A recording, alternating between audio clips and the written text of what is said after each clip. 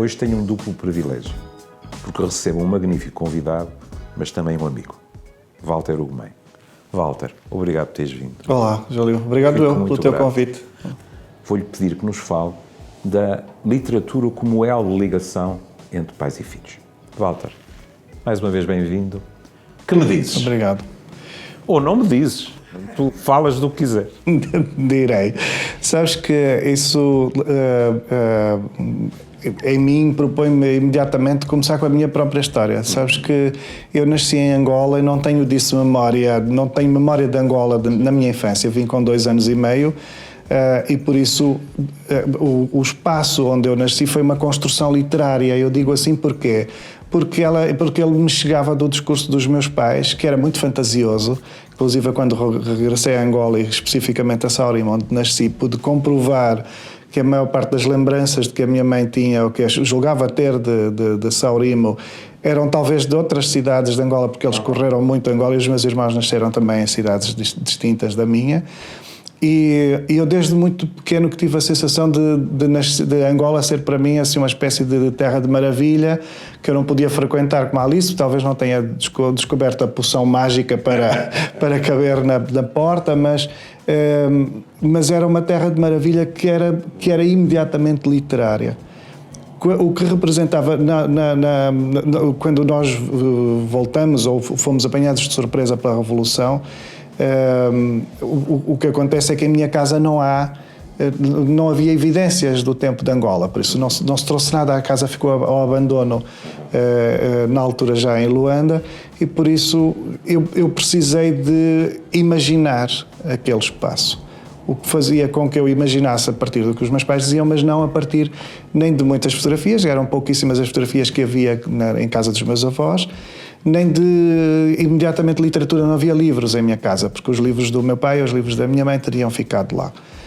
Paulatinamente, eu fui-me percebendo que os livros eram essa literatura, não é? E sobretudo com a permissividade de dizer respeito à imaginação, àquilo que se inventa e não só àquilo que deitamos de mão do real, que a literatura me podia dizer respeito, porque a literatura podia não só informar-me, mas colocar-me dentro do ambiente, não é? Porque é isso que, no fundo, o romance, digamos assim, a ficção pretende fazer, é convocar, envolver de tal maneira o leitor que o leitor não só possa saber de um assunto, mas experienciar o assunto como se estivesse no papel da personagem.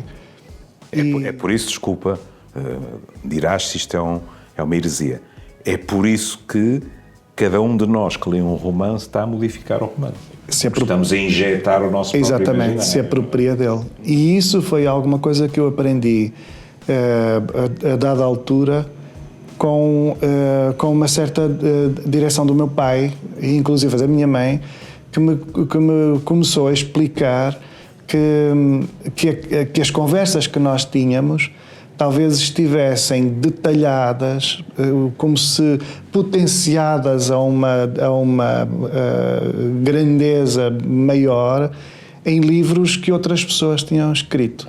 E eu lembro-me dessa impressão que me causava o meu pai dizer-me que livros que o Dostoiévski ou que o Kafka ou Proust escreveram eram ainda conversas entre a minha pessoa e a pessoa do meu pai, ou a pessoa da minha mãe, ou até dos meus irmãos, como se eu pudesse chegar às pessoas da minha família através de livros que nos precediam em muito, de pessoas que não nos tinham conhecido e que talvez não soubessem de nós. E a verdade é que eu estou convencido disso, que entre nós existem livros que nos precedem e que de algum modo sabem de nós porque estudam a dimensão humana como nós necessitamos de aprendê-la. Isso é muito bonito, sabes? Porque é assim, uma das coisas que na minha profissão é perfeitamente consensual é que nós nos construímos em relação. Mas aqui há muita noção em relação com os outros de carne e osso. O que tu estás a dizer mas não é só nessa relação. Há gente que é feita de outras matérias, não é? E até profundamente imaterial. Eu tenho sempre a sensação, às vezes eu até na brincadeira digo, fiquei encalhado, isto diz muito respeito ao teu trabalho, fiquei encalhado, por isso sou solteiro, não tenho filhos e vivo um pouco ao abandono, mas a minha casa contém uma multidão, exatamente pela biblioteca.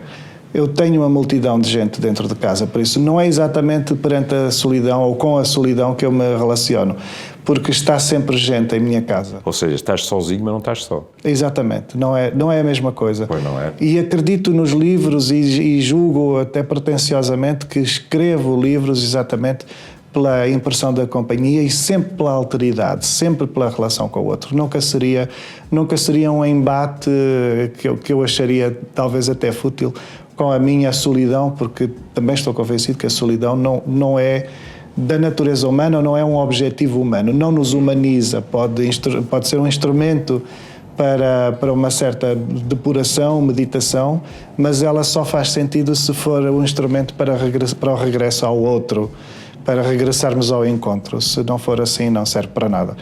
Por isso eu vejo a literatura como eminentemente fazedora do encontro e até fazedora da família e herança, eminentemente a herança. Devemos todos herdá-la. Ou seja, faz parte daquilo que nós chamamos a herança familiar, não é? Sem dúvida, sem dúvida. E como é a sensação? Tu chegaste aqui, isto não é segredo, e a primeira coisa que fizeste foi oferecer-me um livro, e eu imediatamente, simbolicamente meti-o ao bolso para não me esquecer de ir lá para casa. E qual é a sensação, que deve ser magnífica? Porque eu não sou um escritor, fui um escrevinhador a vida toda, que é diferente. Também és. Qual é a sensação, pegando no que dizes há bocado, de teres a certeza que há muita gente por aí, e não só em Portugal, que está sozinha, mas não só, porque tem os teus livros na estante? Estou na multidão que guardam em casa também. Exato. É incrível. E por vezes cura-me.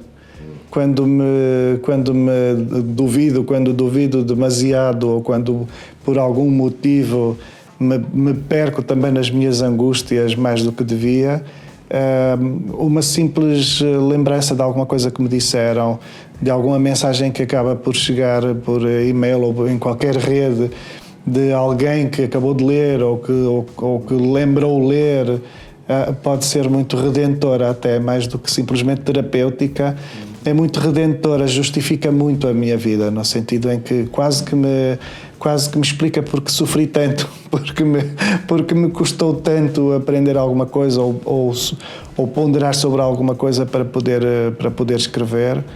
Há esse retorno que é de uma preciosidade incrível, porque efetivamente consuma o encontro, não é? Consuma isso de que eu venho falando do livro, que o livro de facto é um objeto para unir, para traçar uma ponte entre quem somos e quem são os outros.